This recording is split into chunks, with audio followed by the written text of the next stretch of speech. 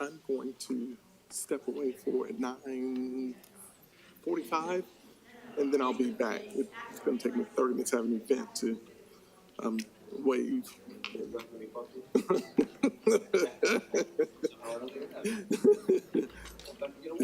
Yeah. I was, wow. I usually stop, but this morning I didn't get an opportunity to.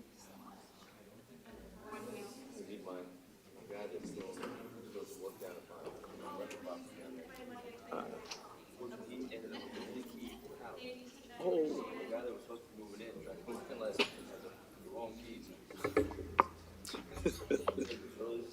oh wow. I was up reading email, and now it takes a minute for my eyes to readjust. Everything is blurred. How are you? Good morning.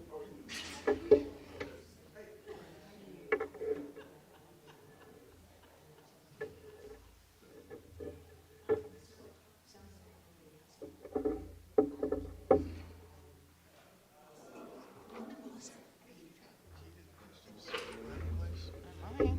Who told you that?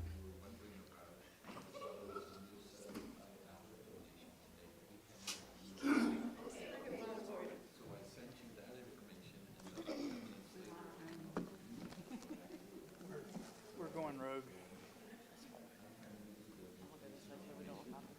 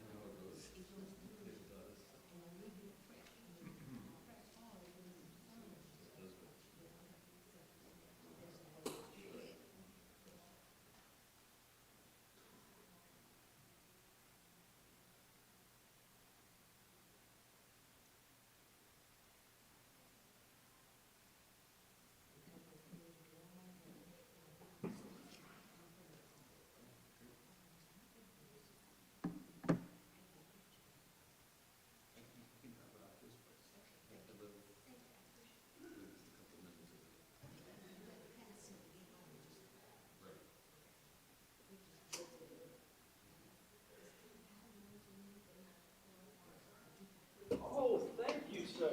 Man, appreciate that. It'll take much to make it happen. Let's see. Let's log in.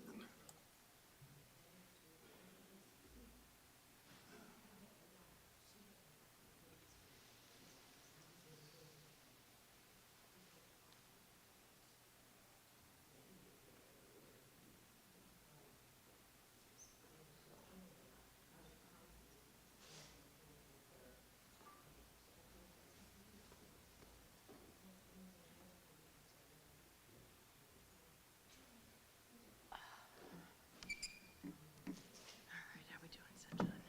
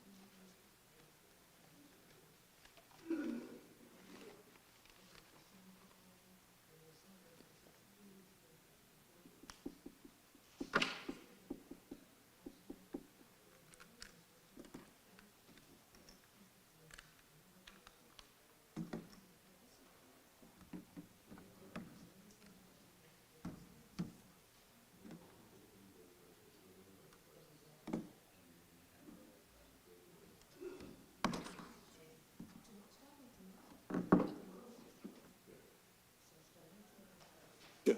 I was asking yesterday, actually. We do have a plan that we have for 90 minutes.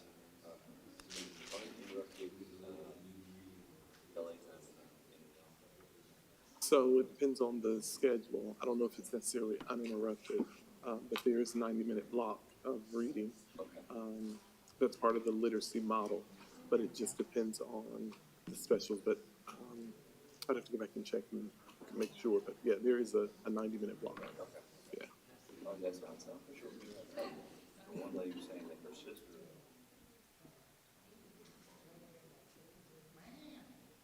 But workshop time was like 30 minutes. So But I mean, she had to start, stop.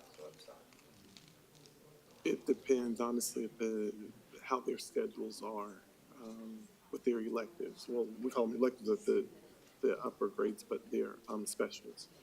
Yeah.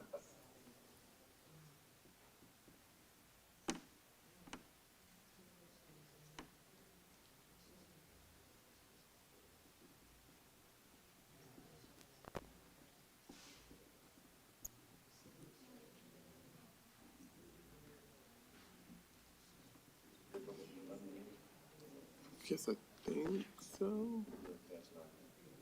Are we? We are. Is someone in? Someone needs to be let in. Kim.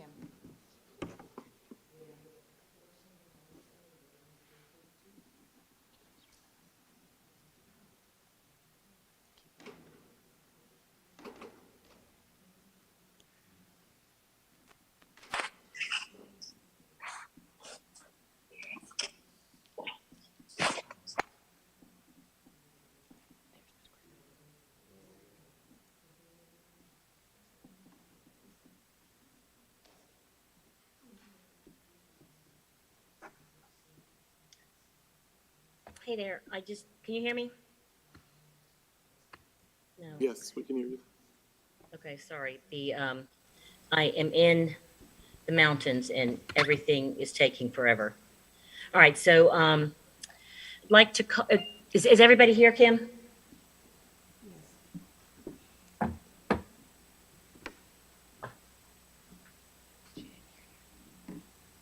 Okay, I'm going to go ahead and call the meeting to order. Nelson is delayed, he's unable to attend because of a work commitment, so I'm going to go ahead and run the meeting on his behalf. So, Kim, please call the roll. Mr. Boyer, Ms. Craybill, Yes, here. Mr. Wildebohr. Present. Okay, thank you. Julie's having trouble hearing. Is there something we can do on our part, or is it her part? Yeah, I'll be honest, I can't hear her very well at all. Can't hear me? I cannot hear you. I can hear you a little bit, but if maybe we can boost you a little bit. Okay. Turn up my volume. Can you hear me now? I can hear you fine now. Okay. All right, let's roll. So, first, order of business is to approve the agenda. So move. Approve the agenda.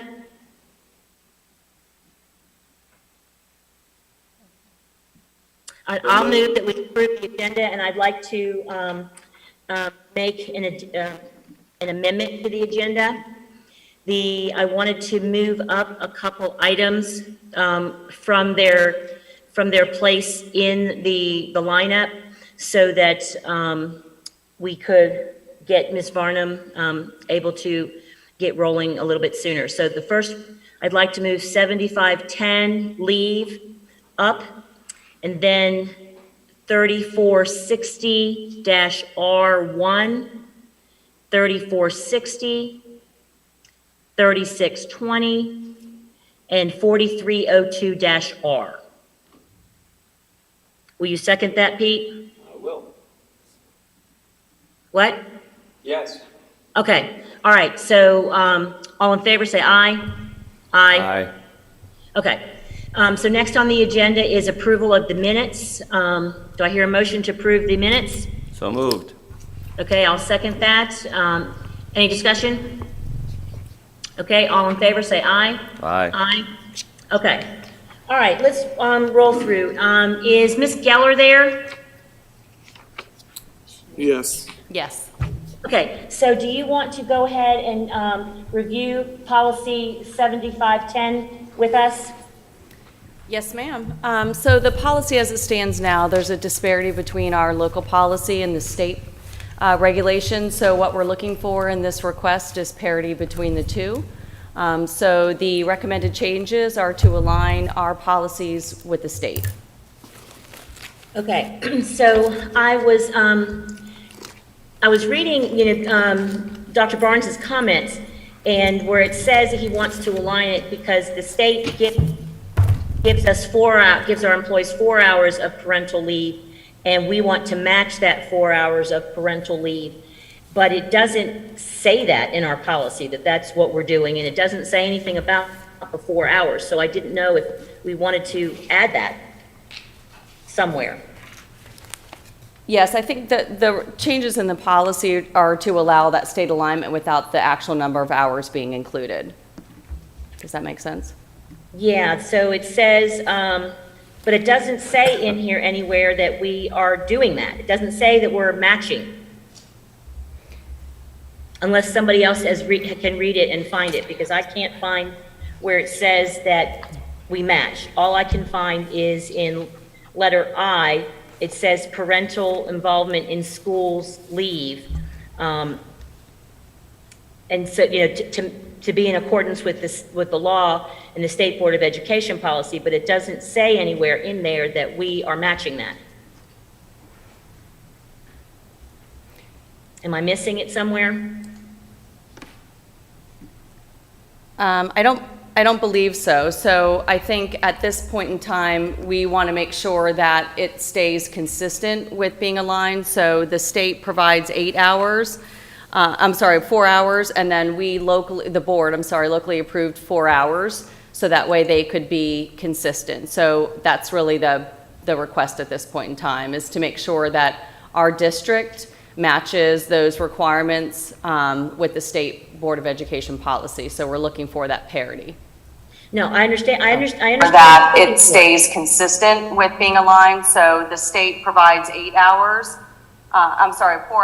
and then the board locally approved 4 hours, so that way they could be consistent. So Yes. That's really the request at this point in time, is to make sure that our district matches those requirements with the State Board of Education policy. So we're looking for that parity.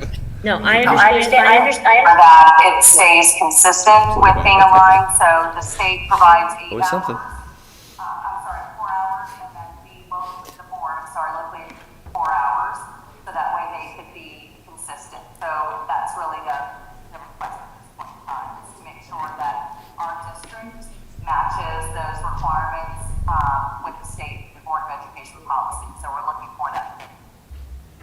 Okay. I've heard that twice now. It's good. Okay, so here's, can you guys hear me? Okay, so the script gave us these words. Parental involvement in schools leave, comma. The district will match the requirements of law and State Board of Education policy. Those are his words. Where do we want to put them? Do we want to put them as the last sentence in letter I? Is that what we're talking about? Yes. Okay, all right, I'm cool with that. Us these words. I'm hearing feedback on myself. Yeah, we're getting it. We're getting it too.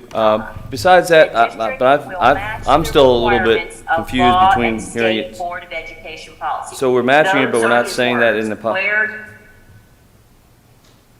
Go ahead, Pete. I would just, for some reason, we're on a loop here, so we're hearing it over and over again. But, so, we're saying that we're gonna add that, because it's not in the paperwork that we received, so we're gonna add another line in It there? was in an email that Kim sent. Kim sent us this in an email last week. Okay, so, all right. So can you read again, because we were hearing a feedback loop when you read what you said. So can you say it again, please? It's in there right now. Look at the screen. It's an I. Oh, It's in okay. red, in I. It's about last sentence. Okay, yep, I like it. Okay, so I had one other question, and so in letter D, it says, the personnel leave must be used in half or whole. Personal leave may be used only upon the authorization of a teacher's immediate supervisor. And then in letter E, you come down and it says vacation can only be taken upon the authorization of an employee's immediate supervisor. So should those match? Should we be saying employee's immediate supervisor in D and in E, and not just teachers? I think that, and I might be wrong, but I think that teachers get different leave They than do. other employees. So I think that's why it's got two different things.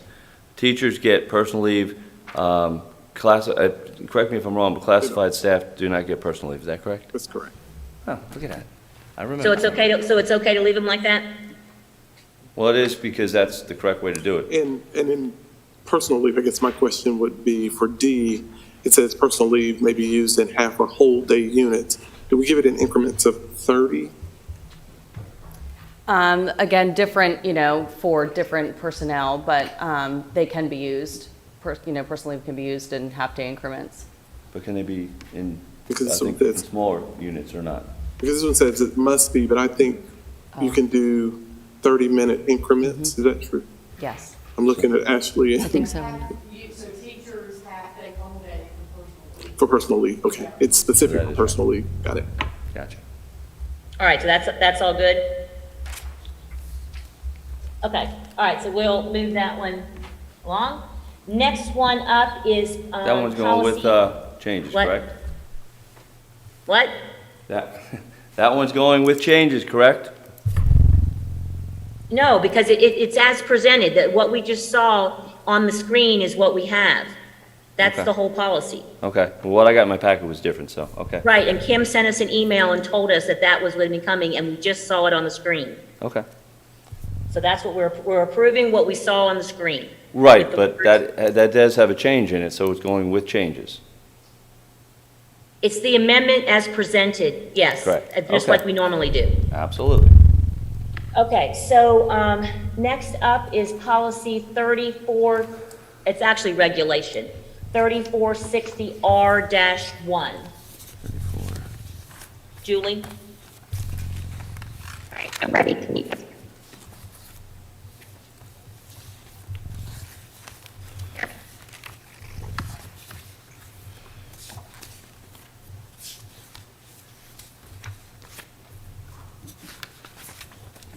Hello, can you hear me? Yeah, a little scratchy, but I can hear you. Camera, turn off my camera. Better.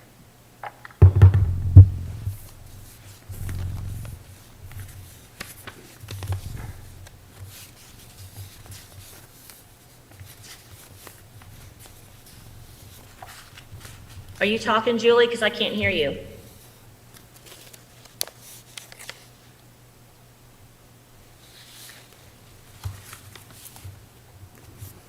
Can you hear me now? Yes. Yep. Okay, perfect. My microphone keeps switching back. It doesn't like AirPods. Yeah, All I right. hear you. Can you hear me with camera on? Yes. Okay, all right, I think that was the problem. Okay, sorry about that. And I hope I don't have too much background noise. I'm in the airport, so. Yeah, I don't hear any we'll- background noise. Okay, perfect. Okay, so as identified, this is regulation for policy 3460. 3460 is our policy regarding graduation requirements. And while this regulation is not a requirement, it makes really good sense to codify this reduced elective credit diploma option from policy, because policy states that we'll have standardized procedures.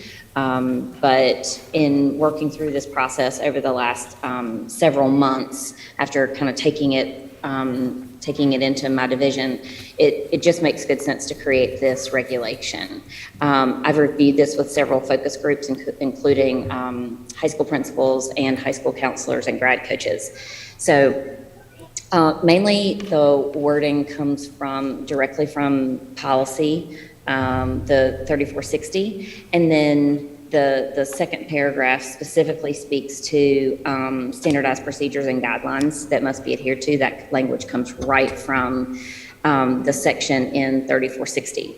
So the reduced elective credit, the third paragraph really talking about a dropout prevention measure and aligning it with policy with 3460.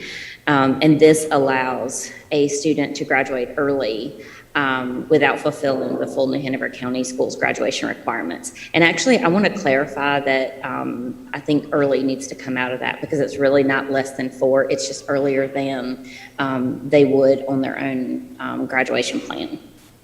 So what words do you want to take out for a student to In that third graduate paragraph. without? No, just take out the word early in the last sentence in the third paragraph. Okay. Okay? Can we scroll? So eligibility for this, of course, includes characteristics, at-risk characteristics, and evidence and valid reasons will be provided with those. So I've worked again with focus groups and we have added and kind of amended. These are consistent with what we had before, but a little bit more expanded. And this uses analysis of our last transcript audits to identify those students that require this level of support that are that have great difficulty completing graduation requirements within their cohort. So of course, discrepant performance, whether that's in chronic failure, attendance truancy, or behavior problems. And you'll see below that there would be evidence of problem solving on those. If we have students that have experienced chronic substance abuse and have been in treatment, any mental health concerns that are diagnosed by a qualified practitioner, pregnant or parenting teens, those identified as homeless under federal McKinney-Vento Act, students in foster care, also members of a previous cohort. So their cohort has already passed and we're seeking to provide them with this level of support. Any major or severe medical issues, such as a student that may have been in a home or hospital setting, and so we have that even more explicit in the next. Or in 2 down, placement in our alternative learning program or a disciplinary reassignment. Generally, we're able to make sure that courses match up, but that is also sometimes a setback for a student. Sometimes our students who go to our alternative learning programs or under a disciplinary reassignment end up recovering credits and earn more than they would have, but that's still an opportunity here. We also have some students that have to be employed to support the family's financial stability. Any that are incarcerated or returning from detention, because sometimes there's going to be a delay and they're going to, if they miss out on a certain number of days in a semester, that credit is not really an option for them. And then if a student has had a major life event or trauma. Again, just to clarify, this is still where students meet state graduation requirements. They just would, if these things are documented and this is approved at the district level, they would just have to meet the state requirements and not have to meet the local additional 6 electives. The process, if we can keep scrolling, the process is that we would have these approved prior to the end of the last semester. The referral and decision process, I'm trying to mute that. The referral and decision process is specific that teachers, parents, and would be able to pursue this, but administrators would be too, for the reduced elective credit option. This comes through the student's academic advisor or school counselor. Sometimes those are not one and the same. Sometimes our students are getting their academic advisement. Certain students, especially at-risk students, might be getting that from the graduation coach. Also, some students, our highest performing students or students identified as academically and intellectually gifted, use that counselor as well, or that advisor. But it can come through that advisor, but it does need to come through the school counselor eventually. So to be considered, they must participate in a documented meeting where their transcript is reviewed. Transcript audits are required annually. Their transcript would be reviewed in their 4-year plan to really discuss graduation options that are consistent with their post-secondary plans. If the student, the parent, the guardian, and the counselor are all in agreement, they refer that to the principal, and then the principal refers it to me. If the principal's in agreement. So if they're in agreement, they send it on, and the principal will present this to a panel, which will include the principal's supervisor or executive director. And then I've got a Google form linked in here where principals can, all they need to do is complete the pieces that we will need to be able to analyze, it'll drop into a spreadsheet, and then there's an add-on where we can print out a report that goes back into the student's permanent record. So the submission requires documentation of the reason for the referral. So if it's a student that has had documented medical or mental health concerns, that documentation would be there. The current transcript audit, the 4-year plan, the communication log with parents and guardians. We want to make sure that parents and guardians have had an opportunity to participate in problem solving and in making this plan for their student. They do not need to be caught off guard with this type of plan. And then documentation of the problem solving. So students may present with risk factors, but we don't just say, well, they have risk factors, so let's make an accommodation. If they have risk factors, how are we intervening? How is the student support team or the multi-tiered systems of support team working on those situations for that kid? How is, if that kid has an IEP or a 504, how is that team supporting those needs? And then once the panel determination is made, I will provide that written notice to be included with the transcript in the permanent record. That's really all of it. Are there any questions? So just a question. So at the end, this child would have, or the student would have a diploma, obviously. Would there be any notification or anything on it? Would it say reduced credit on it, or say that child didn't want to go to college at some point, or maybe a community college? Would that be denoted in any way, form, or fashion? No, it's because it's a state diploma. Okay. And the state diploma, they all look the same. They all look the same. Our students that are, and in policy 3460, we also have other students that graduate with a 22 credit diploma, and those are students on the occupational course of study. And that diploma looks the very same as for a student that graduates with 28 or that would graduate under a reduced elective credit. And so when a student, let's say they're going to college, they're asking for their transcript. Mm-hmm. And so the transcript will then outline the information, so they don't actually get to see the diploma itself. Gotcha. Okay. Yeah, and also, I just wanted to call attention to people who were listening that the reduced elective credit diploma option is not to graduate without fulfilling all the requirements. It's not a shortcut. It's an accommodation, right, that we make so that students are successful in their lane.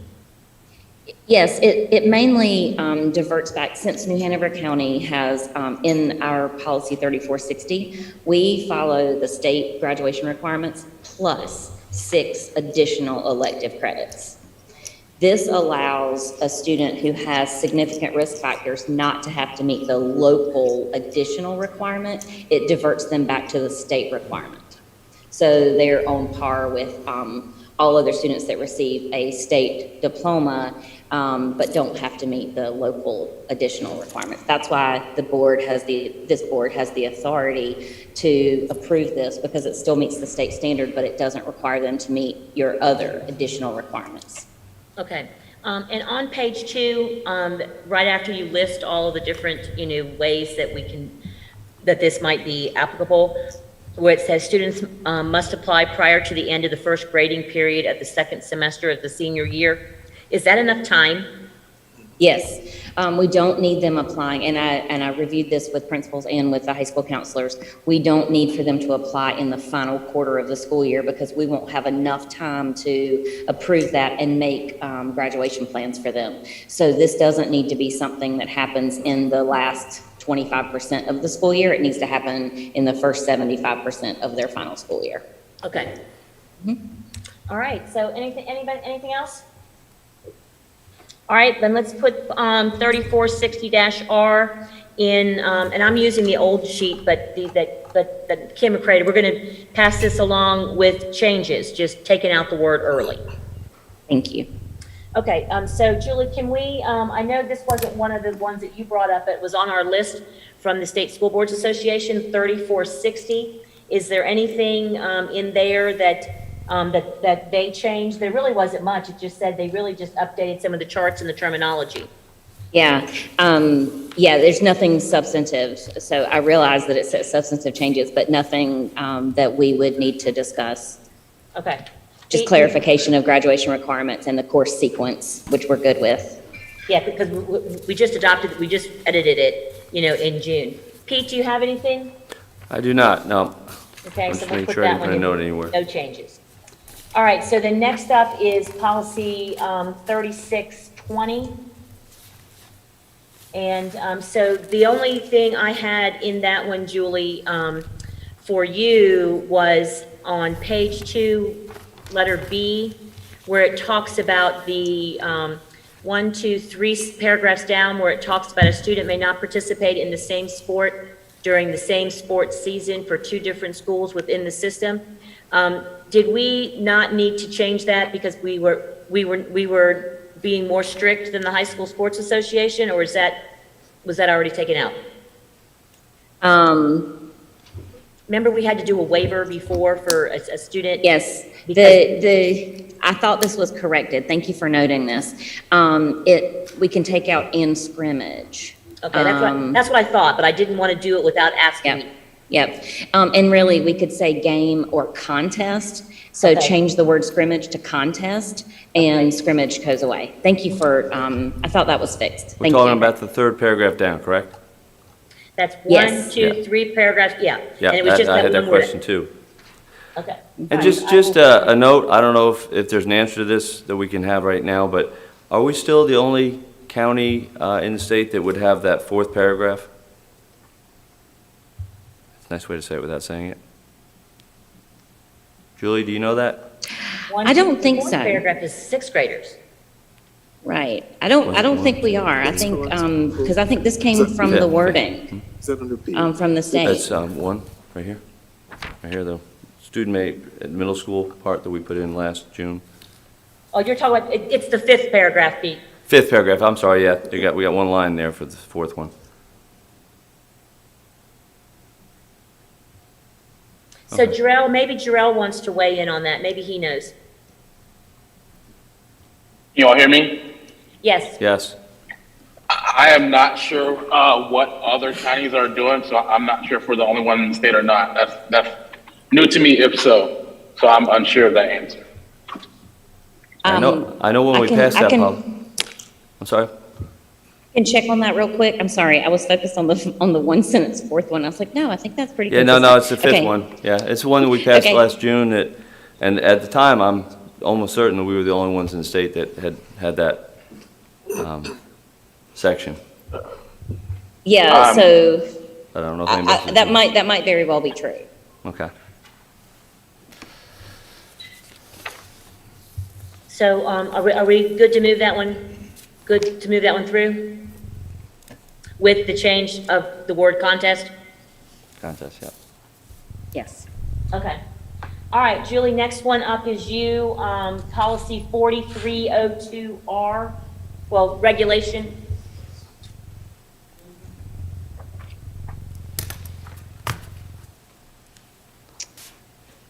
So just as we're queuing that up, this one also came to us from the NCSBA, and they had some things that they put in there to change that says so that that there's nothing wrong with their policy, but they were just updating based on what they'd seen from other OCR complaints around the country, I guess. So Jarrell, if you need to weigh in on that one too, but probably not, 'cause that's not your area, it's not Title IX, never mind.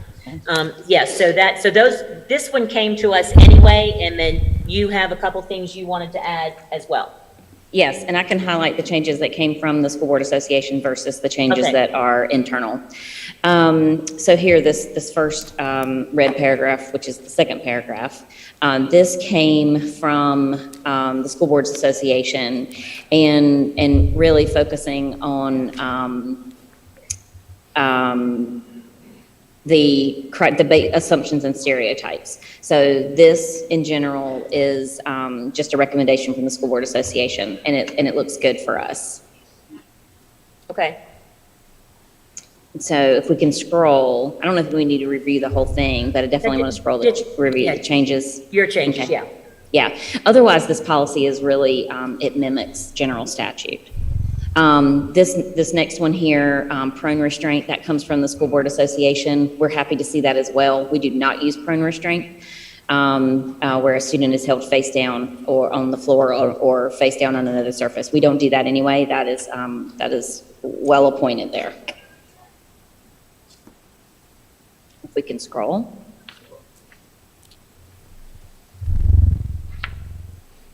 This here in E3, the confining space has been approved for such use by the school system. That is the School Board Association change. And then here in blue, this is our internal New Hanover County Schools recommended language. So, except for, I'm gonna read the whole paragraph so that it'll make a little more sense. The use of seclusion is not considered to be reasonable force. So if utilized as identified in those areas above, it's not reasonable, it is not considered to be reasonable force, and its use is prohibited. In addition, seclusion will not be considered a reasonable use of force when used solely as a disciplinary consequence. Seclusion is not to be a disciplinary consequence. It is de-escalation. And it's not de-escalation for every student, but for some students it is. So this is the new part. Additionally, the use of seclusion rooms, which I'm specifying as the padded spaces solely used for seclusion, those spaces that were constructed and outfitted specifically for seclusion and no other use, shall only be used in the most rare circumstances, for example, to de-escalate physical injury of others when all other intervention has failed, in accordance with the determination of a student's IEP, Section 504 plan, or behavior intervention plan, and with parent-guardian consent. So that would be my recommendation. And Jason and I talked yesterday, so we have some other options we can consider. This is what we would want to be utilizing now, whether we codify that in regulation or not. What we want codified in regulation is the second paragraph, which is the one sentence. As of the 2023-24 school year, rooms designed specifically for seclusion will no longer be operational for seclusion. Julie, okay, sorry, go ahead. I was just gonna say. Is that you? Yeah, it was me. I was gonna say, I like that, but do we want, I think, I think that's really good, what we have there, but I think we also, because does that not open the door to, okay, we're gonna use rooms, we're gonna seclude a child in a room that is not? I mean, so maybe we should say seclusion period will no longer be, instead of just the rooms. So we specifically want to remove the option for seclusion rooms. There may be situations where seclusion still needs to be utilized in order to maintain safety. For example, like Jason, and I don't know if Jason, you want to step in, but we had a conversation yesterday. If a student has a weapon and we need to seclude that student, or really more than isolate and remove everybody else from the setting, and we close the door, let's say we have a student with a knife and they're slinging the knife around. If we step outside of that space and close that door, that is seclusion. It doesn't require a seclusion room to be seclusion. So anytime a student is enclosed in a space and they are not able to leave and they are alone, that is defined as seclusion. Yeah, and I'm happy to weigh in too. So as Dr. Barnum said earlier, and this is Jason, hopefully you can hear me okay. Much of this regulation tracks the statute. And the statute speaks to the use of seclusion and restraint and isolation generally, right? Whether it's, with gen ed students, with any student really, and lists the specific authorized circumstances. And a number of them, would again, not necessarily involve the use of a room specifically designed for that purpose.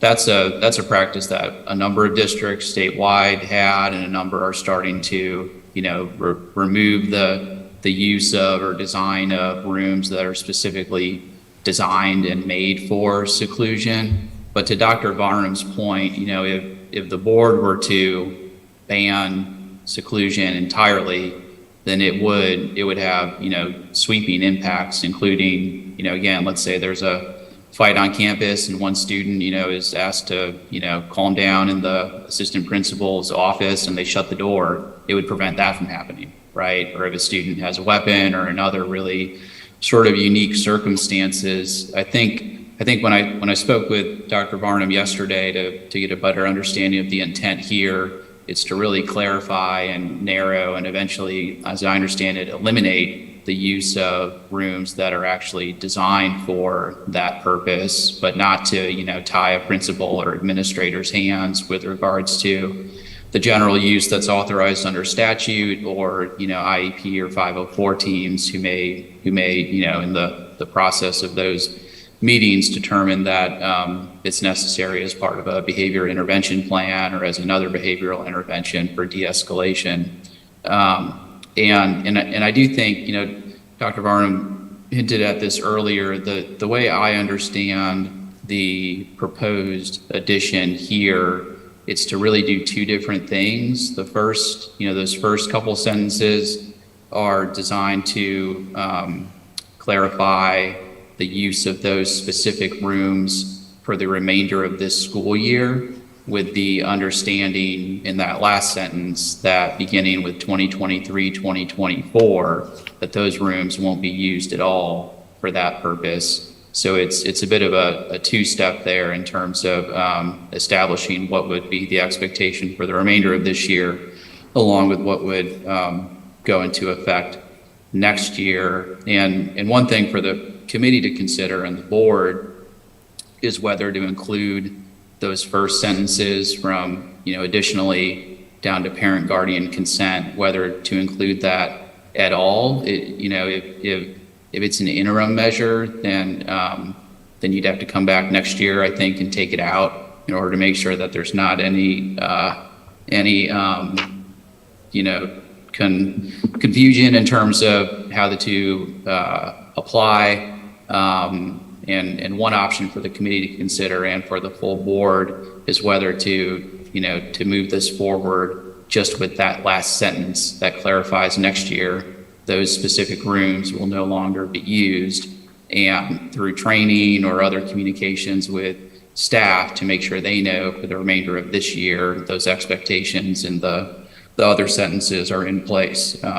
So that's not, it's not a legal decision, but it is, for the sake of clarity and avoiding having to come back and look at this again next year, that is one option you could take. And Ms. Varnum, I'm sure you could explain that a little better than I did from the intent and the application side of things. No, I think that makes sense. Thank you. And yes, just miss. Thank you. This is really to show that that trajectory of change, and whether that paragraph that starts with additionally really describing those kind of constraints for the remainder of the school year, whether that's included in regulation that's going to be part of the practice in transitioning to the 23-24 school year. So I think it's the will of the committee on whether we leave that in and potentially have to come back and revisit, or whether that part is not codified in regulation and is just implemented as a part of the seclusion guidance, or guidance for seclusion and restraint. Our guidance document that is used among all of our schools outlines our prevention measures and analysis of outcome data required for any use of seclusion and restraint. And our schools know that's a requirement to use that guidance document. So this can be added there and not have to be codified in regulation if that's the will of the board. Ms. Varnum, your recommendation, though, because it is here. Is that you? Yeah, that's me, yeah. All right, let me know when you're talking, so I'll know. Okay, I didn't know. I thought you could know.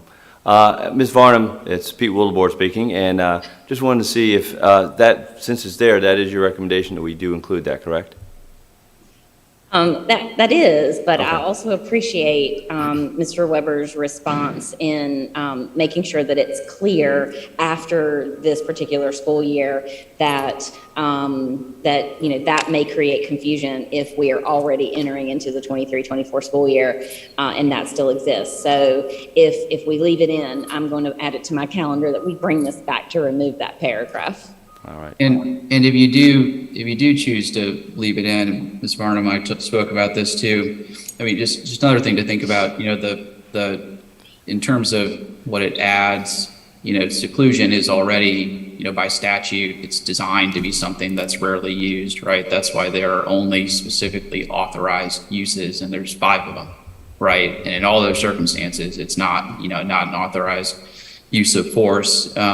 So in terms of capturing that concept, it's captured in your regulation and in the statute. If the committee and then the board next week decides to keep it, my recommendation would be to add some clarifying language, maybe at the beginning, before additionally, that says something like, for the remainder of the 2022-2023 school year, comma, the use of seclusion rooms, like just to put some sort of clarifying language. So in the event that, this stays on the books for a couple of years, which absolutely sometimes happens, that there would be a clear distinction between that language and the last sentence.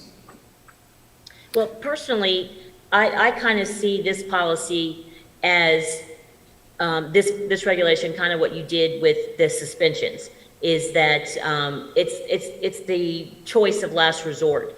And until we've had a chance to, you and the executive directors of the schools have had a chance to look at the behavior plans in depth and to make sure that they actually have this as part of their school improvement plans, I feel like we should leave that in. And I trust that you will come back, in a year, or at the beginning of the school year, end of next school year, and make sure we have that. If not, then that would be something that somebody's going to remember, and I know that we all are going to remember that.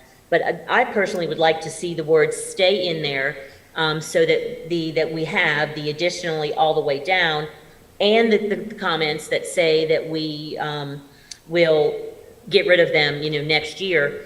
But we are still, I feel, in that development stage. I mean, it's not really development because we know what to do, but we're still in the process of making sure all of our school-based procedures are tight. Is that right?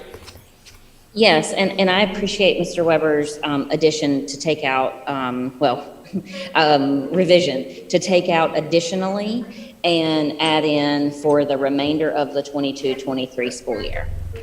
I think that is clarifying, and that makes better sense to me. Okay, so instead of saying additionally, we said for the remainder of the 22-23 school year. Yes. Okay, and then the use of seclusion, and the whole, everything else stays the same. Okay, and then, all right. Does that work, Mr. Weber?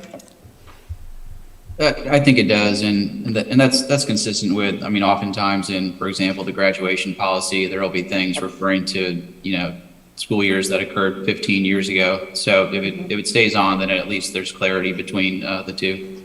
Okay, Pete, are you good with that? I'm good with that. Let's move it on with those changes. Okay, so we'll put that in that column. All right, sounds good. Julie, I know you're on a tight time frame. Is there anything else that I didn't pull out that you think that we need to get before you move on? Well, I would like to see if we could look at 3610 while we still have her on because I just would like to. 3610? Yeah, that's the counseling program. That would be under her purview, would it not? Yeah, all right. Yes. All right. We didn't really Yes, pull I can- that one out ahead of time, but let's go ahead and do it. Yeah, I have a couple minutes before Yeah. I have to be moving to the gate. Well, if I could ask you a quick question while I have you, if you look at the new red section under B, I'm a big out versus, opt in versus opt out person. Can you define exactly what we're talking about there in that last paragraph on the page 103? Each year the principal?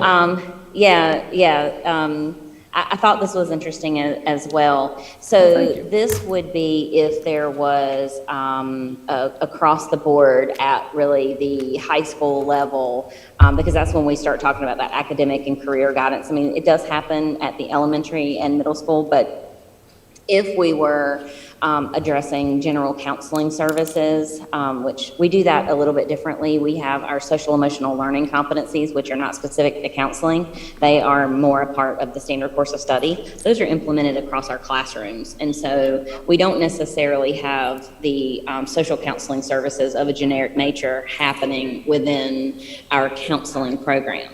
But any group academic or career guidance that would, pull kids out of class, that would include, which hopefully we'd be fine with, with FAFSA and CFNC, any type of assessments that we do, like interest inventories and things like that. Parents would be able to opt their students out of participating in those and not have them participate in those group sessions. So it's really not to opt them out of their one-on-one academic advisement. It's more if we were operating kind of whole group activities that are, pulling them from class. That's how I'm reading this. Okay, well, and my concern here is not, because that makes some sense to me, the career guidance, that kind of thing, but social counseling, what group social counseling are we going to mandate that students have to be a part of unless parents opt out? That's, I guess, I'm gonna tell you where my red flag is, because that's my red flag in that one. What Okay. social counseling would a student have to be in unless their parents opted them out? So, this wording, I'm not sure the real intent behind the wording, but, we do have, students participating in personal counseling with, their counselor, not on a long period of time, but, brief intervals. Because if a student requires long-standing services, they're referred to school-based mental health, and that requires parental consent. So I think this is that line between what's considered educational and what's considered parental consent, because school-based mental health and therapy requires parental consent. That's an opt-in. That is not an opt-out. Right, and this is Jason. So this particular provision, it should be read in step with your parental involvement policy, which is policy 1310, and that really gives a little more detail around the across the board notice requirements for parents and opt-in and opt-out opportunities, and 1310 goes into a little more detail. And Mr. Wildebohr, I think it answers your question in terms of examples of generic, counseling services of a generic nature. It includes in there, for example, peer relations strategies that are offered to all sixth graders. So I think the intent here is, to Ms. Barnum's point, this is talking about sort of generic and not specific to a particular student. So if it's a program with regards to bullying, right? Like that would be the kind of program that I think this language is intended to address. Is that right, Ms. Barnum? Yes, I think that's well said. Thank you. Yeah, and also I just wanted to add that, the NCS, to all of those points, the NCSBA updated the language, they said, to better reflect the current structure and goals of a counseling program, adds information about the parental notification requirements, and then you can see the only thing that's not in red in that paragraph is in black, and it's what Jason just referred to. So yes, so those are ones that's why they were made. Well, I'm just going to continue my line of thought and say that, I think we're saying the principal or designee needs to tell parents about this, and I guess my question then would be, why would it not be better to have an opt-out versus an opt-in? Excuse me, an opt-in versus an opt-out. Said that backwards. If we're going to present it to the parents get the information. I think my child would benefit for this. Then we'll do it. If my child really, I think my child would be better suited in an academic setting at that time. I like the idea of having the opt-in versus opt-out. So that would be my my motion to change that to an opt-in.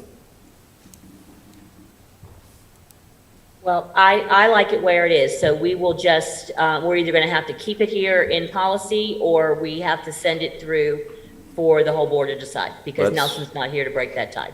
Okay, well, let's go ahead and leave it here, and let's hold it in committee, and then we'll have a 3-person committee. Okay. Question, but before we hold it out, in paragraph A, Julie, where, about halfway down, where it talks about the regular and accelerated college, have them be informed about regular and accelerated college entry. Do we want to say something in there that's a little more inclusive of all of our students, like some that aren't going to college perhaps, for college or workforce entry? Do we want to say something like that, or does that mean, 'cause I just don't want kids to feel like they have to be informed of these course requirements about college. What do you think? So that's really rooted in the requirement under state board policy that parents are informed when students are in the 8th grade that they can have an accelerated graduation, meeting all graduation requirements, but an accelerated opportunity by getting high school credits in 8th grade and earning their high school diploma in 3 years for moving on to their post-secondary education. So that's where that's rooted for the regular and accelerated college entry. But it's only for this really only applies if you are going to college. Well, I mean, students honestly could operate on that accelerated graduation plan and then end up not going. So that's not it doesn't mean that they have to enter college, but that is the point of it. The point of the accelerated graduation is to allow them to move to college earlier, but they can move on to the world of work.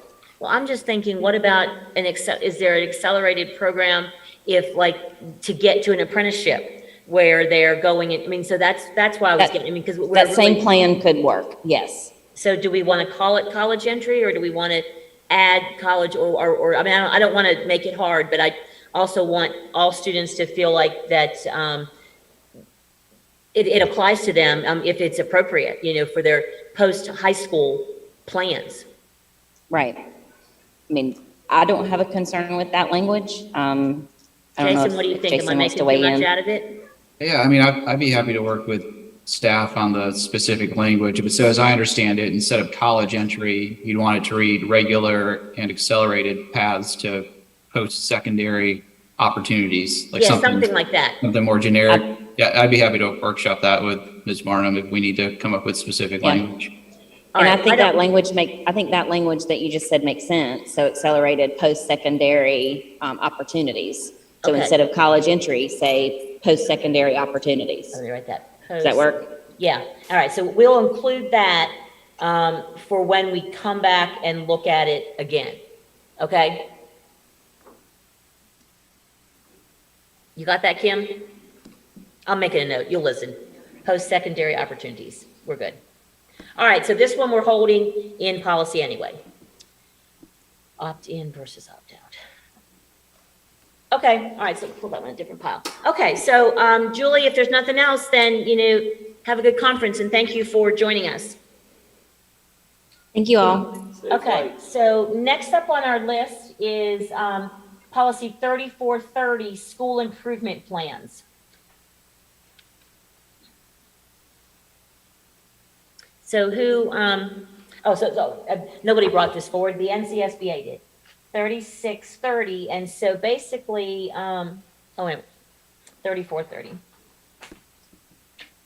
So basically, they said, where'd it go? Sorry. The school, why can't I find it? 3430. Oh, it's on another page, sorry. So there's a whole lot of things in here that, for the school improvement plan, who do we ask our questions of if we have questions? Is it Dr. Faison? She's with the chamber today, so she's not present.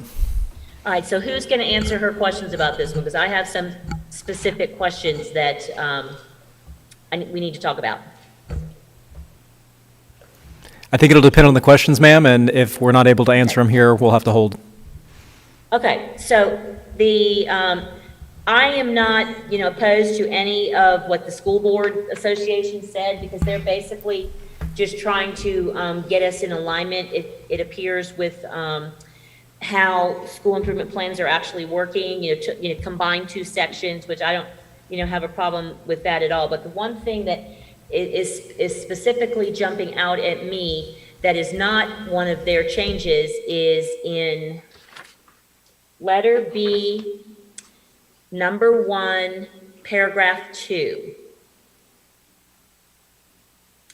So it's talking about the makeup of the school improvement team, and not a problem with anybody there until it gets to at least 5 parents. So I read the school improvement, I've never heard about the 5 until last time we went through this. And it was this time last year we were going through this, and I was assured by the assistant superintendent for academics at the time that we did have at least 5 parents on every school improvement team. And we all know that's not true. So I looked it up and read, and it just says that the law says just parents of children enrolled at the school. So it looks to me like we added 5 in as our own. So it would be better to say parents, or if we want to say at least 2, but we're completely out of compliance with having to say 5. And then we also have to make sure that we say something about the racial and socioeconomic diversity on the parent part of the team that reflects the racial and socioeconomic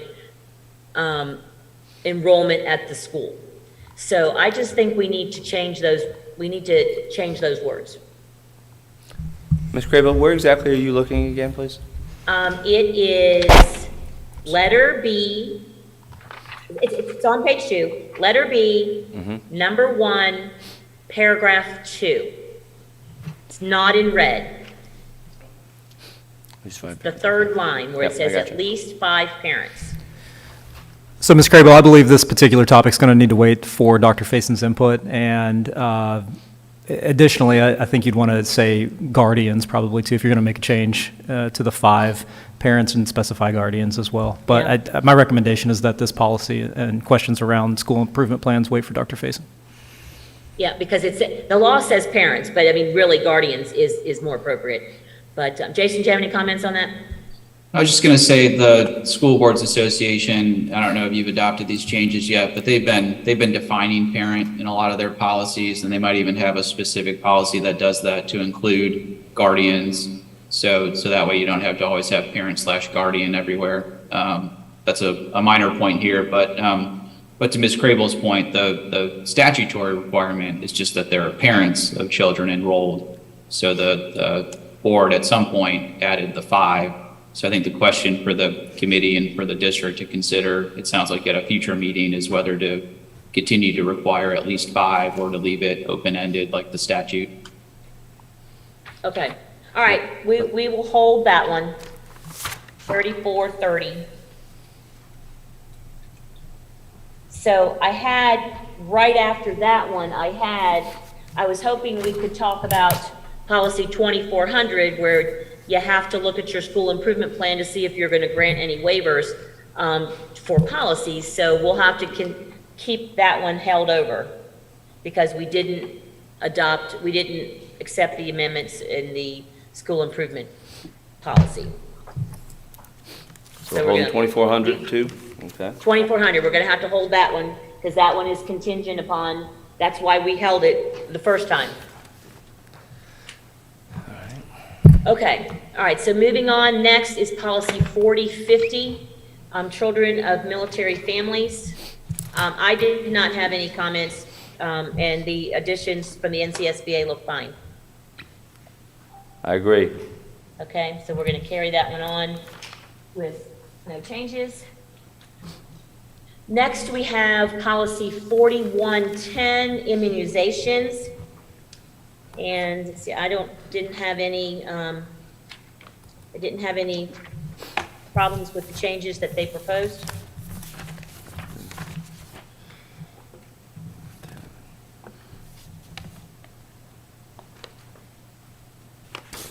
How about you, Pete? I'm looking to see if I wrote any notes on this one. I did not have any notes on this one. Okay, so 4110, we'll go ahead and move on with no changes.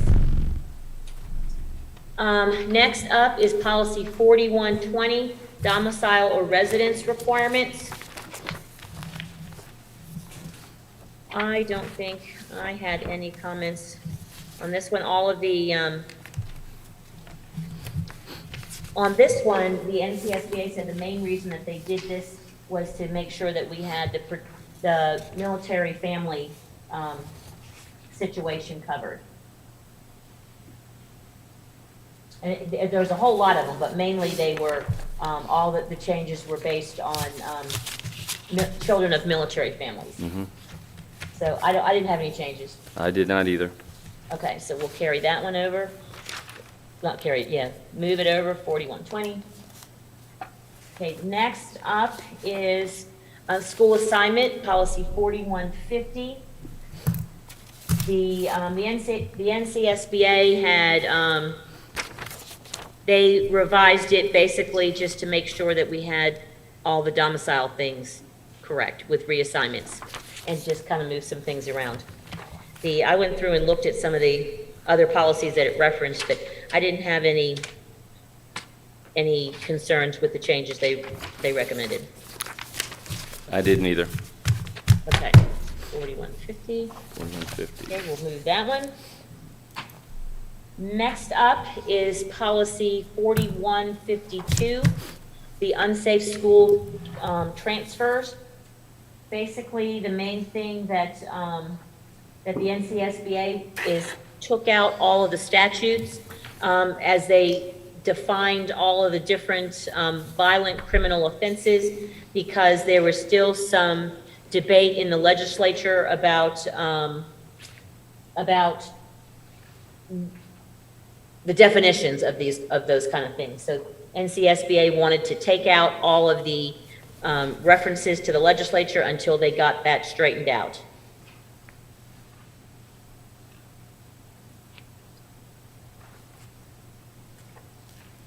Did you have anything, Pete?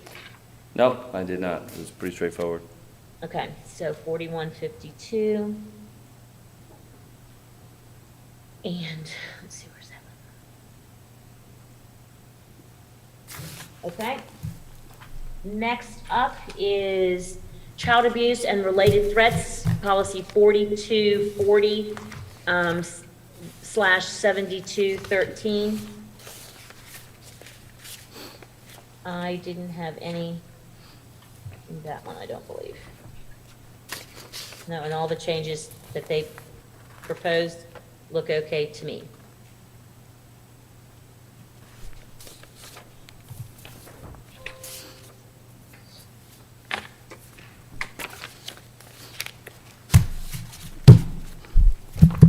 I had a question.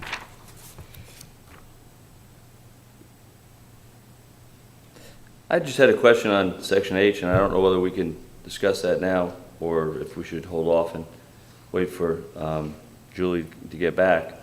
But, you know, it says here in section H, and maybe I'm misreading it, that could be the problem too, the school system will provide information on child abuse and neglect, including age-appropriate information on sexual abuse to students in grades 6 through 12. Such information will be provided in form of documentation given to all students in grades 6 through 12 at the beginning of each school year. So I guess my question is the intent of this for the child to bring it home to the parent to discuss it? Is that, I'm just not 100% sure about exactly what I'm reading here. Well, from the NCSBA, it says, it adds a new section H to address the new statutory requirement that child abuse and neglect information be provided to students in grades 6 through 12. And I'm reading that, but Jason, you can jump in. I'm reading that is, yes, that they want, it'll probably be part of health and PE, and they just want kids to know what child abuse is, you know, just the definition. Well, I mean, I hate to say it, but again, I read this as being very vague. They're gonna be provided. Okay, are we gonna have a class about it? Are we gonna hand them a sheet to bring home? You know, and I know that's maybe getting into the weeds a little bit, and I know that's what everybody always complains about, but I mean, I think we need to further define that before we pass this through, because it could be different things in different schools. Obviously, this is a very important topic, but I don't want it just to be kind of here's a sheet, send home to mom, and we don't, to me, there's still too many questions as this is written. I don't think it. And if it helps, so this is designed to address a new statutory requirement, which obligates local school districts to follow a State Board of Education rule that requires the provision of information regarding child abuse. And the way the statute reads, it's specific to student awareness. So to answer your question, Mr. Wildebohr, is this supposed to be something that's provided to parents?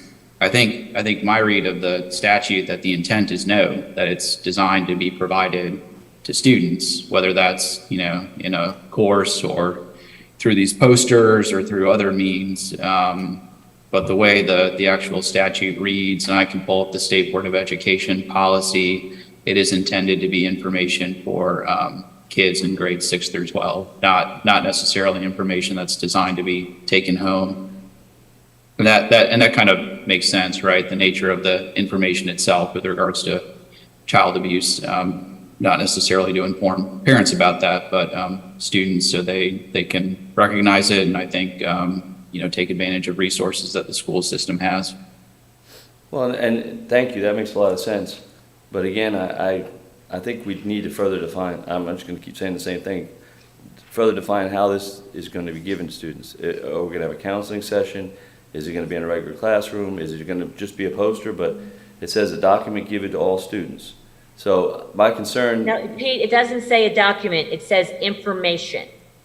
And so this is clearly out of the board's realm. This is something that the school system will do. We don't dictate that. And it's not a document, it's information. But Ms. Craybill, I disagree. It says a document, it says it right here in red. A document given to all students. It says that. It's in red. That is one way. Such in the form of a document or a display. Such, I'll read it to you again. Such I'm reading information it, shall be. Pete, I got eyes. Excuse me. Such information will be provided in the form of 1, a document given to all students in grades 6 through 12, beginning of each school year. It says it. So you can argue with me all you want. It says it in red, unless we've changed it again. But the document I was provided says that very clearly. I'm concerned about exactly how we're going to do that. Am I saying it's a bad thing to do? No. But I'm saying, and I know we don't want to get into the weeds, but I'm concerned about how it's going to be. My concern is we just give them a document, they take it home on the bus, and we're discussing all sorts of crazy things. I think we need to further define this. So I would like to hold this in committee. And it might help too, sorry, go ahead. Oh, go ahead, I'm sorry. No, I was just going to say, I just pulled up the State Board of Education policy, and the statute doesn't say much. And then the School Boards Association, through this model language, which matches what they have in their generic policy, builds a little bit out and basically copies what's in the State Board of Ed policy. And it does establish, that the information must, be provided in the form of the document and a display. I think that sets a floor. So if the board wanted to, or if the administration wanted to provide it in other forms in addition to those, you certainly could. And then the other thing that the State Board of Education policy does, which might give a little more context, but not necessarily directly address your questions, Mr. Wildebohr, in the State Board of Ed policy, which is referenced there, SHLT-003, it goes into a little more detail explaining, and I'm just reading from it now, the child abuse and neglect document and display shall include at a minimum the following information: likely warning signs indicating that a child may be a victim of abuse or neglect, including age-appropriate information on sexual abuse, the telephone number used for reporting abuse and neglect to the Department of Social Services, with details, the requirements for that persons must follow if they have knowledge of abuse, a statement that information reported pursuant to B2 of this section shall be held in the strictest confidence, and available resources, including anonymous safety tip line applications. So I think, again, this is the School Boards Association's model language. It looks like they were trying to strike a balance between the minimal guidance that the statute provides and then the detail that's involved in the State Board of Education policy. And again, it seems to give a little more context to what it's supposed to look like, but might not directly address your questions around how it's necessarily provided. Hopefully that's helpful. That is helpful to me. I think that's worth moving on just by having read that. Yeah, I'd like to hold this in policy until we can ask Ms. Varnum some of those questions. All right, well, it's tie goes to the lead it. Okay. Next What was that? one I didn't up. hear that. I'm sorry, Ms. Crable, would you repeat that, please? We're holding it. 4240, staying in policy. All right, Committee. thank you. Next up, policy 4260, student sex offenders. I had nothing on that one. Okay.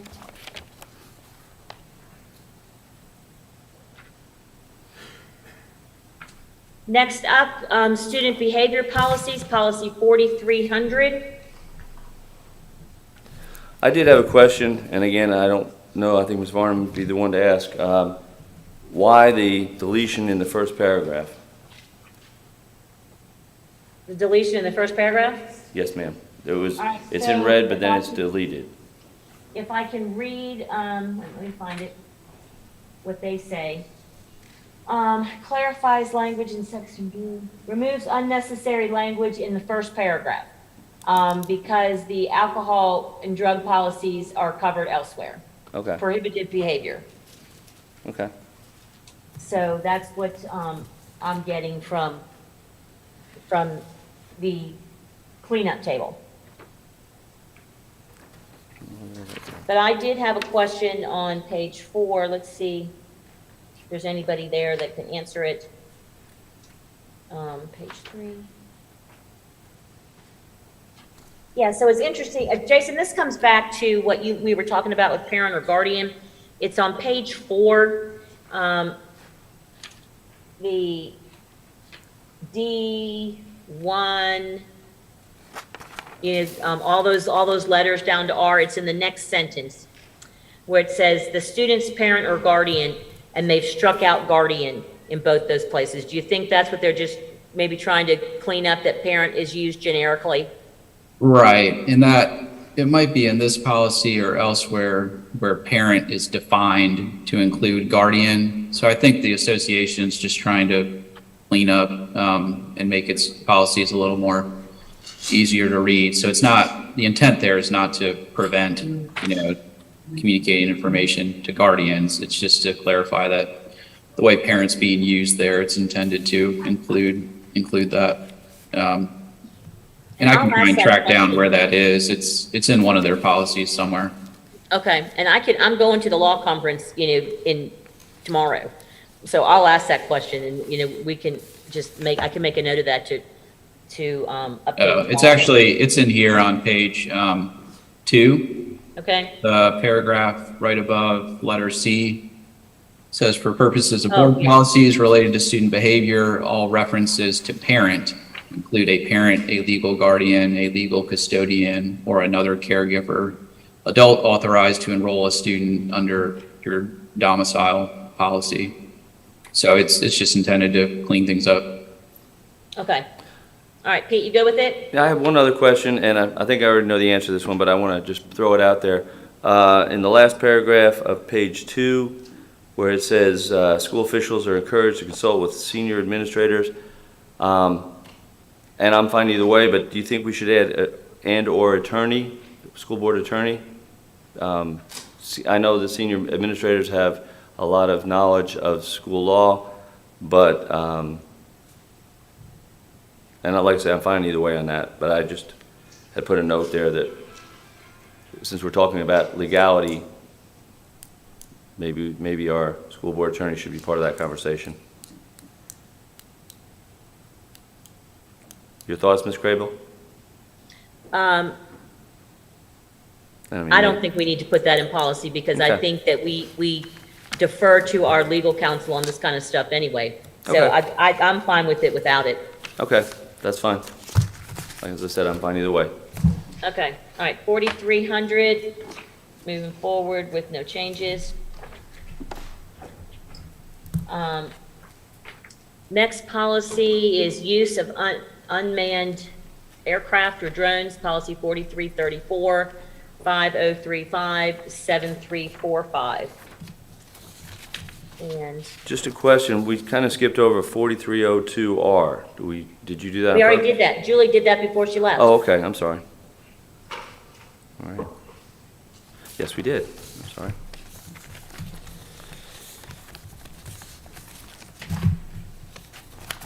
So I didn't have any comments on the changes, and basically the cleanup table just says that the changes were all coming about because of, to reflect the current FAA guidelines.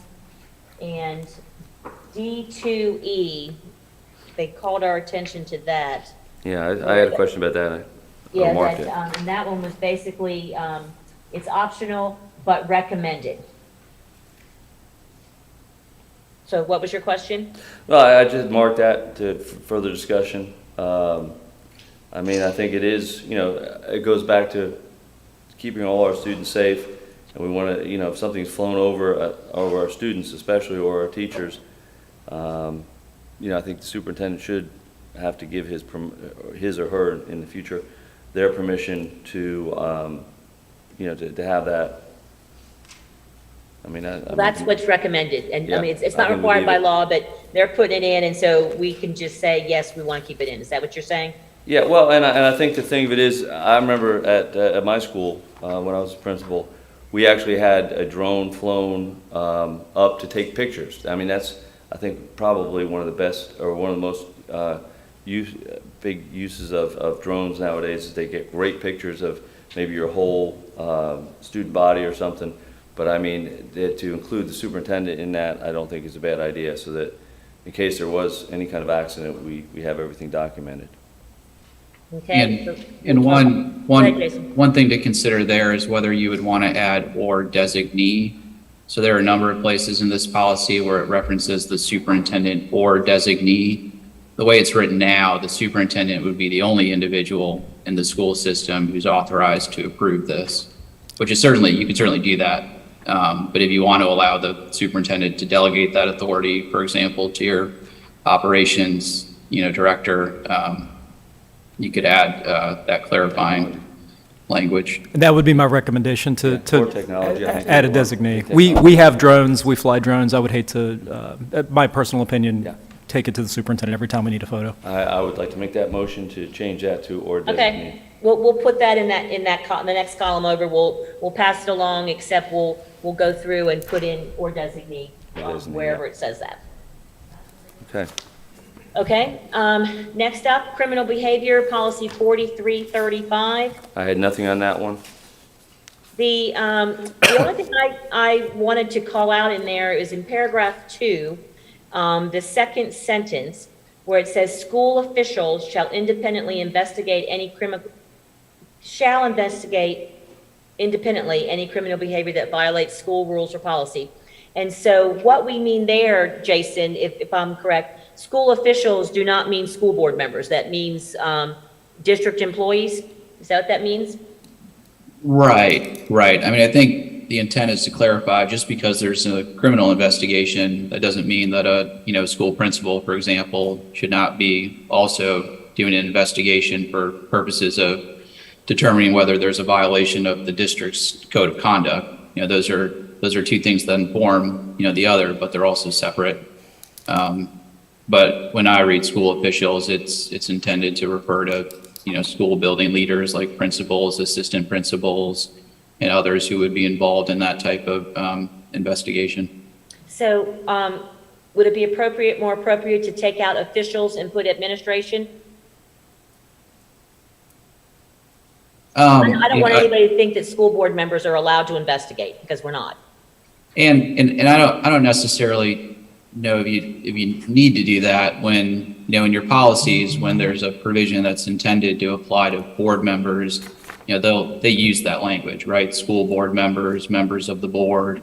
So from an interpretation standpoint, I don't think it's necessary to revise this. You certainly could. I don't know if there's really, from a legal standpoint, a difference between saying officials or administration. But I think, throughout your policy manual, when there are provisions that are specifically intended to address school board members, the language, should, and I think does say that.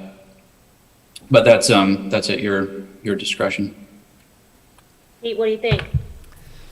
I mean, I think officials, we could just leave it as officials. I think that is pretty clear. We could, get further in. I know that there are some schools that even have, if they don't have an assistant principal, they may have another person trying to help out with that, maybe a counselor. And I don't know if we want to start limiting only administration in that. Well, a counselor's not an official. That's a good point. Administration does have, I know Mr. Willibor was a principal himself, so that does have more of a, principal AP connotation to it. The other thing too, with regards to board members, conducting independent investigations, is that is covered in the board's governance policies in terms of 2120. discouraging It's that. in there. So it is addressed elsewhere in the manual.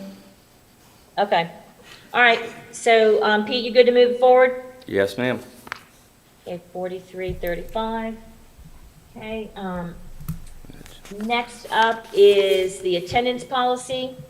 I think the one we're looking at, at least the one that was in my packet, is not the most current policy.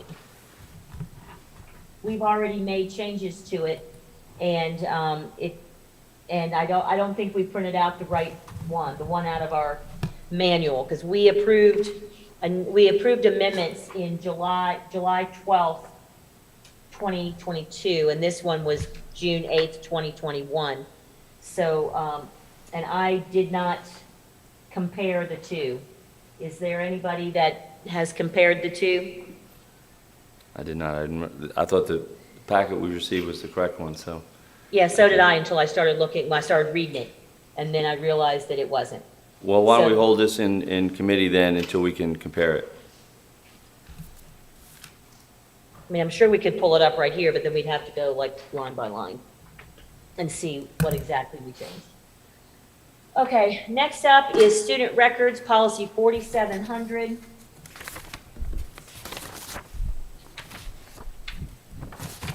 I didn't really have any, there really weren't that many changes in it. It was basically in subsection H3E, where they're talking about the new statutory requirements that we have to provide student email addresses to military recruiters. Yep, I think that one can go forth, 4,700. Okay. Next up is surveys of students, policy 4720. And that one, it revises the opening statement to require the superintendent to ensure all requirements of the PPRA are met, not just those pertaining to student surveys. So do we want to put or designee in there too, Jason? Or the superintendent's probably the one that, because we don't want him to have to approve every survey. I would need to Read that more? check on whether that's something that can be delegated. Okay. And you're referring to the language in the very first? The very first sentence, because it says revises, the reason that they sent it to us was, one of the reasons was revises the opening statement to require the superintendent to ensure all requirements of the PPR are met, not just those pertaining to student surveys. So And this, the way this is written, the superintendent could ensure the notification requirements are met by delegating, right? This doesn't prevent the superintendent from delegating. That could be one way in which he or she meets this requirement. So I say all to say, I don't think it's necessary to put or designee. Okay. Then the next thing down there, it says it just reorganizes section A for clarity. Section B to talk about third parties, a topic that had not been previously addressed. And section C to explain statutory rules, including the collection, disclosure, and use of personal student information for marketing. And then it renames a former section, a section that they struck out, they put it elsewhere into the policy. And not to be a broken record, but I'm going to be a broken record. I would still like, and I know this is probably not going to pass, but I still would like to see in subsection, well, it's section C here, parent consent. Once again, we're hoping that the paperwork gets home. We're hoping that the parents see it, and then we hope that they do realize that they can opt out instead of just saying, let's send it home, and they have the opportunity to opt in to this Department of Education funded survey analysis or evaluation. It says Where are you looking at, Pete? Letter C, all the red? page 2 of 4. Yeah, so it's A2 subsection C, parent consent. And again, I know it's one or the other, but I don't know why we would have to survey students without letting parents, being sure that parents have that knowledge. So, it This says. is just for the Department of Education funded surveys. This is not all surveys, just to make sure you're clear on that. Yep, I'm clear on that, yeah. I'm just, again, would rather see, that the wording say parent or eligible student must be given, or shall be given the opportunity to opt in versus opt out, because, it's. Are we reading the same thing? I'm looking at letter C in the first paragraph, and it says. Second paragraph? The second paragraph, okay. Yeah, if prior written consent is not mandated for survey involving protected topic, the parent or student or eligible student must be given an opportunity to opt out. So, again, being out and doing what I'm doing right now, hearing from a lot of folks, we never even got the paperwork, we never see the paperwork, and then they, my child is being given the survey without my knowledge. And I'm not saying we're not trying our best to get the information there, but if we're going to try our best, why don't we give them the opportunity to opt in? Yes, I'd like my child to be surveyed by this.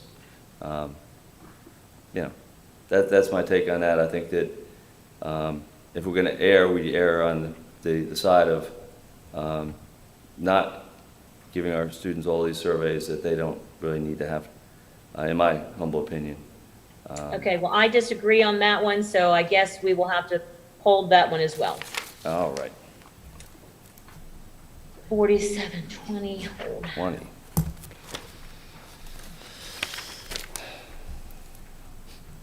Opt in, opt out. All righty. Julie hasn't boarded the plane yet. Do you want me to, oh, wait a minute, she's boarding now. I'll have to call me. Okay, never mind, she just started boarding. To ask the questions that we had about the one that we held, because we wanted to hear her. Okay, so we'll keep it held. Next policy, 5020, visitors to schools. So the biggest thing they had there is in accordance with public health guidance removes the temporary restriction about having visitors. So all the stuff in the red, that's basically the whole thing on that one. Yeah, I didn't have anything. I'm kind of glad that we're getting back to welcoming visitors to our school. So, having the supports of grandparents and parents and guardians, I think that's awesome. Okay, well, I had a couple questions or comments. So in that, after having read through the whole thing, it says visitors to the schools, but if you start reading, and in a couple places it actually says school facilities. So these policies, this policy I think applies to not only visiting the school, but visiting central office or any of our places that we do business, central office or the Carolina Beach Road Technology and Purchasing Complex. So what do you think about that, Jason, changing the name to be more inclusive? Because it does mention school facilities later on down in letter D. Sorry, in D? As Yeah, in down in dog? D, like I highlighted several spots, like in the second paragraph, the third line, it says, other visitors to schools and school system facilities. And then the next line down, school system property. The end of that paragraph, third paragraph, it lists all the places, and it says school, classroom, central office, administrative facility, or any other school system property. So I'm just thinking that our title probably should reflect that. Yeah, you certainly could. I think, there are two different things going on here. There's, visitors in schools and Right. those who are using facilities for, rentals or other purposes. So if you wanted to put visitors to schools, or you could just put school I wanted to facility, put- you could do that. Yeah, I wanted to put schools and school facilities, because I'm not talking about the people that are renting our stuff. I'm talking about people who visit, like come to central office, to have a meeting. They're not allowed to do, have, bad behavior, and use foul language and threaten or intimidate people. Right, and that I think is why the two different terms are used. So there's provisions in here around visitors to schools, and then those who are like in A2. If you go to page 1, A2, there's a reference to the community use of facilities policy, and then I think the conduct standards, what the School Boards Association is trying to do is make it clear that that applies to anyone who's on school property for any purpose.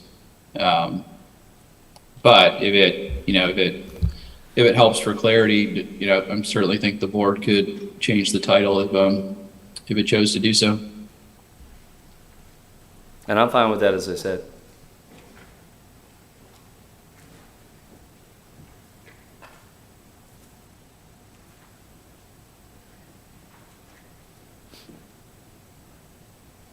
You there, Ms. Crable? Sorry, I was on mute. Yeah, so we're going to change the title to, or recommend change the title to schools and school facilities. I'm fine with that. Okay, and the other thing I had was, when we're looking on page 3 of 4, when it starts listing all of the conduct standards, it's the board's intent to promote the mutual respect, civility, and orderly conduct among school system employees, parents, and the public. I wanted to put in there school board members after parents, so that we included them, that we are not above the civility law when we're visiting schools or when we're visiting central office, so that we have to maintain the same. And then to insert that again in paragraph number 2, school system employees, volunteers, and school board members must treat parents and guardians and other members of the public with respect, that kind of thing, because I just want to make sure that we are following our Code of Ethics Policy 2120, but I think it needs to be written in here. No problem with that either. Okay. All right, so we'll add that in. Okay, so that one's going to go for approved, but we're going to make some changes. Okay, next up is registered sex offenders, policy 5022. And there was like a whole lot of things that they changed, basically because of some new statutes. So basically changing the definition of the registered sex offender and some of the statutes that went along with that.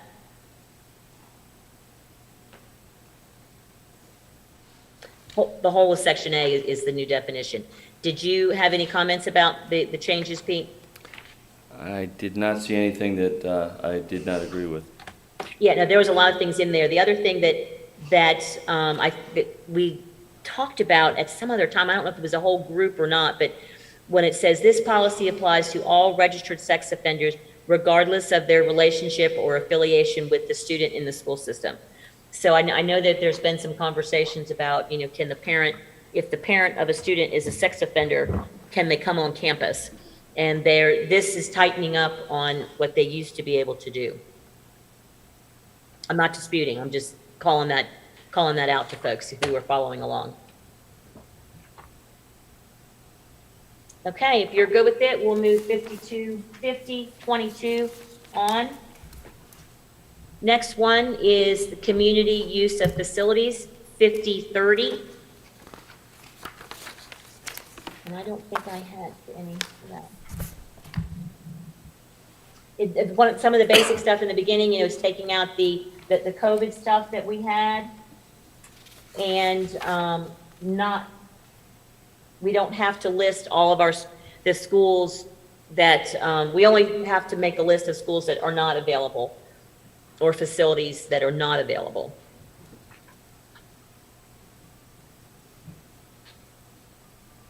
Talks about the procedure. There really wasn't much that changed in that one either.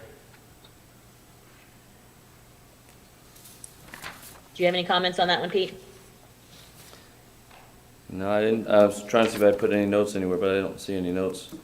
Okay, I just put a yay on top of the COVID requirements. Just a question, do we have a lot of damage at the end when we rent them out? Keep you guys active over there? No, sir. Eddie? No, we don't? Good. No. Good. Eddie, thank you, sir. That's good to hear. Okay, next up is the policy 5210, which is the distribution and display of non-school materials. I didn't have any comments on that one. This is one that sort of came up a little bit at our last board meeting, but that there is a procedure to follow if you want to get information out in our schools. Mm-hmm. It's pretty straightforward, I think. It hasn't Yep. changed much. It is, nothing really changed. Okay, next up is advertising in our schools, policy 5240. Oh, wait a minute, wrong one. No, it's not, 5240. So it said, one of the main things in section B, it's talking about substitutes sex, including pregnancy, childbirth, sexual orientation, and gender identity for gender or gender identity. And then combines 1 and 2 in section D. So it's basically just tightening up on some terminology there.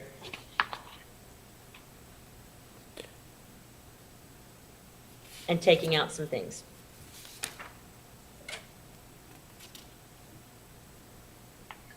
Yep. I'll say, I didn't have anything on there, that one Oh, either. you good? Yeah, I didn't have any on that one either. Okay. Next up is operation of school nutrition services, 6220. Eddie, anything jump out at you in that? No, ma'am, it's just some minor changes to that policy, and we didn't have any questions or objections. Okay. Question Good. about number 8, the reason, why are we going from 1 month to 2 months? That was a recent change in the state law. Okay, all right, makes sense. There you go. Okay, so I didn't have any comments on that one either, 6220. Moving forward. 6305, safety and student transportation services. So 6205, let's see, 6305. Let me read to folks and see what that one. Basic changes there were just, updating the temporary COVID requirements. So, anything else jump out at you, Eddie? Well, so this is Jason. Okay. So this, as I understand it from the School Boards Association's update table, this is a change that they initially drafted in March of 2022, it looks like, was that update. And since then, the state's Strong Schools Toolkit, right, has been sunset in, I think, June, and the CDC guidance has also been revised as recently as, well, substantively in August, and then actually last week with regards to a couple of different items in their guidance. So, so I say all that to say that there is no clear guidance with regards to transportation right now, at least from, DHHS and the CDC. There used to be restrictions on the number of students who could ride, having windows open, all that kinds of stuff. And this is a carryover from a version of the School Boards Association model that was in effect before all of those subsequent changes happened. So it might make sense, I don't know if you all have someone you work with at the association to see whether they still recommend this language, because in terms of its, what it means, it might not mean a whole lot, because again, all of that guidance has been sunset, and there's really only one particular provision in the CDC's guidance around, considering riding with windows open in areas of high transmission. I think that's all that's in place right now.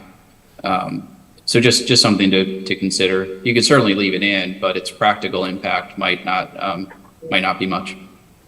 Mr. Anderson, what's your take on deleting that whole section?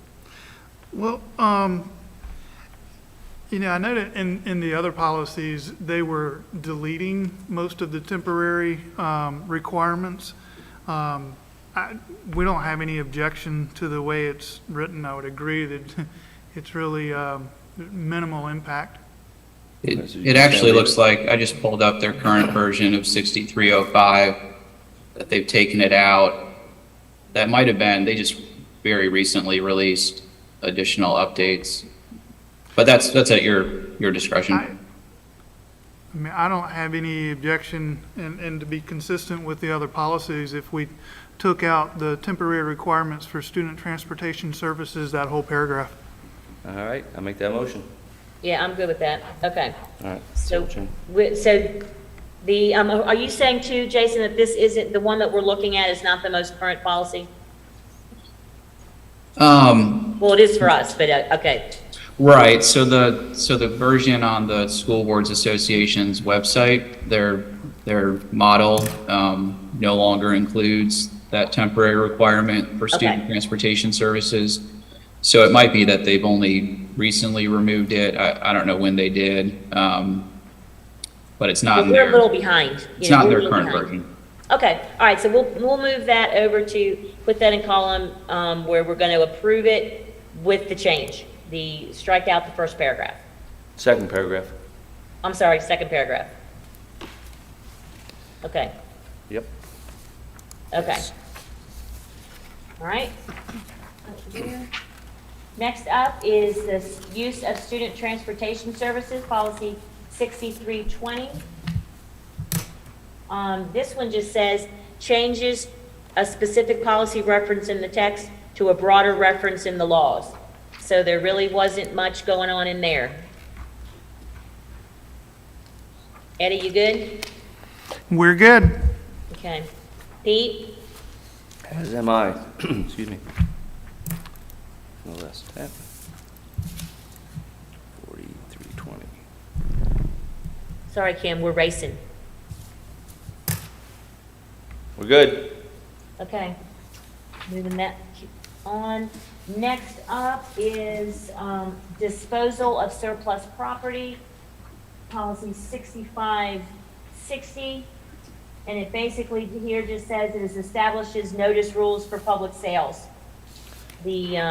For that one. I did have a question, if I could ask. Where do we put it in the Star News, or how do we, is it on our website? Where, how do, if somebody's interested in some of our surplus? That in the newspaper and also on our website. Okay, Yep. perfect. That way the general public might be interested in purchasing some Definitely, and stuff. we want them to see those advertisements. Absolutely. Very good. And we're already doing this 10 days in advance, so we should be good on that change as far as in the board policy. Thank you. Okay. And I think, didn't we hear a report about this at our last board meeting where you talked to, you were telling us that we had stuff ready to roll? Yes, ma'am. Okay. Okay, next up is policy 8320, depositories. And that is just where we can put our money, right? Is that you, Ashley, the 8,000? Yep, and we are good with that change. Okay. Pete, any questions? I've lost my sheet, so let me see. Yeah, I'm good with that. It has If probably she's the good with least that, amount of I'm good. words of any sheet you have. My sheet.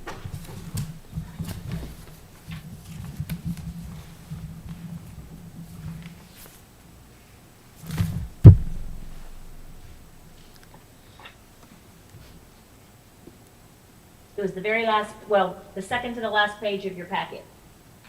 Yeah, when we change things around, I don't know what Sorry. that one is, but I looked online. It looks good to me, 8320. Good. All right, so we'll put that in that policy. All right, so guess what, folks? We got through the whole stack, and we are done with that round of, or not, well, half of that, most of that round. We've got our ones to hold out. All right, so let me just read them back through. So I'll make a motion, and Pete, you can second if you agree. So we are going to hold in policy 3610, policy 3430, policy 2400, policy 4240, policy 4400, and policy 4720. That's correct. Okay? So, Make a motion, or you Second said, it? I'll second it. okay, all in favor, say aye. Aye. Aye. Okay. So next, we'll move to passing along existing policies, but with some minor changes. Policy 3460-R, taking out the word early. Policy 3620, replacing scrimmage with contest. 4302, that had the wording about, for the remainder of this school year instead of additionally. Policy 4334/5035/7345, add or designee after superintendent. Policy 5020, change the title and add school board members to the list of people that this applies to. And policy 6305, remove the second paragraph on COVID restrictions. I move that. I'll second. Okay, so all in favor, say aye. Aye. Okay, aye, oh, aye. Okay, so that one's good. So now here's the long list, moving these existing policies on to the next regular board meeting. Policy 7510, 3460, 4050, 4110, 4120, 4150, 4152, 4266. Oh, wait a minute, is that 4260 or 66? 4260, sorry. Can't read my writing. 4300, 4335, 4700, 5022, 5030, 5210, 5240, 6220, 6320, 6520, 8320. We move those along. I'll second. Okay, all in favor, say aye. Aye. Aye.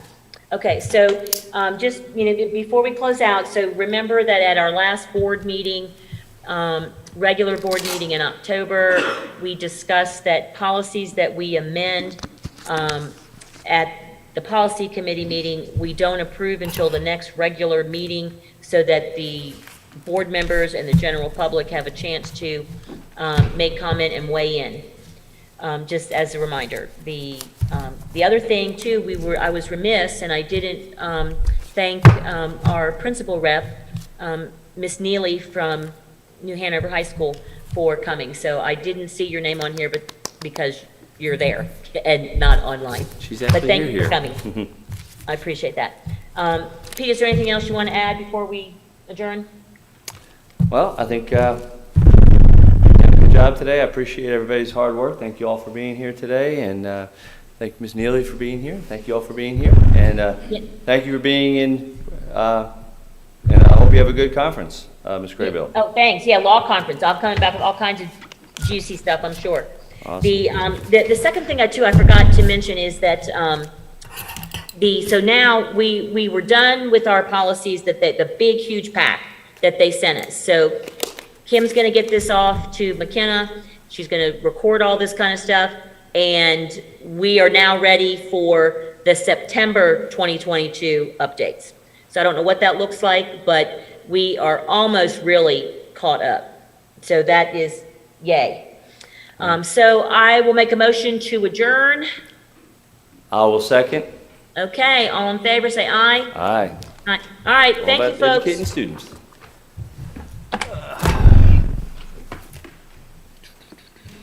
Nothing.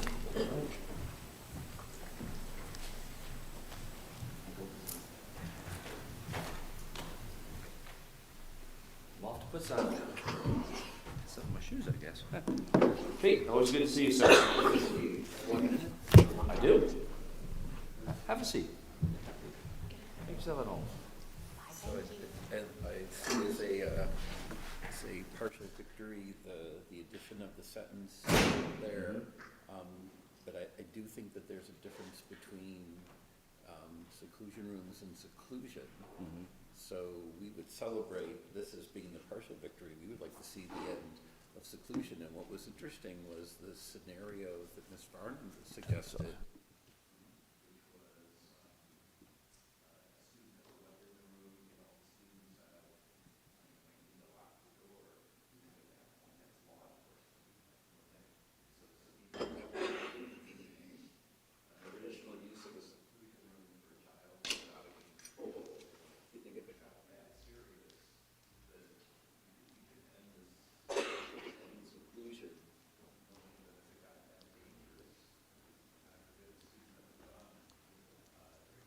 You too.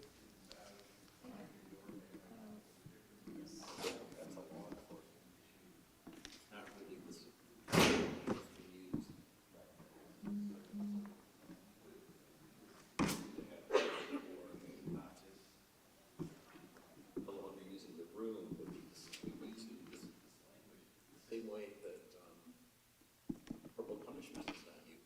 Corporal punishment is not listed.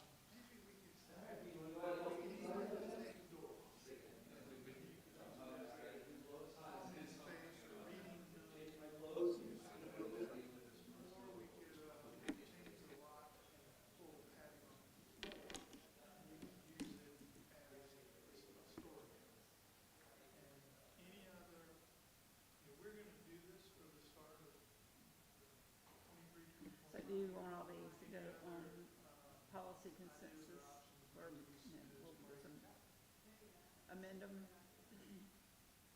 at the regular board meeting?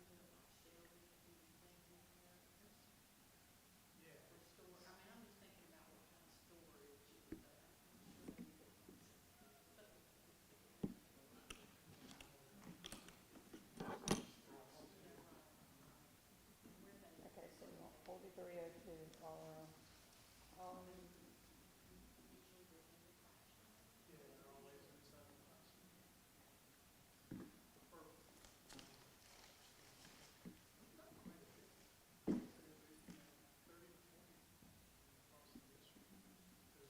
okay, that's on interim, all on November. Right, right.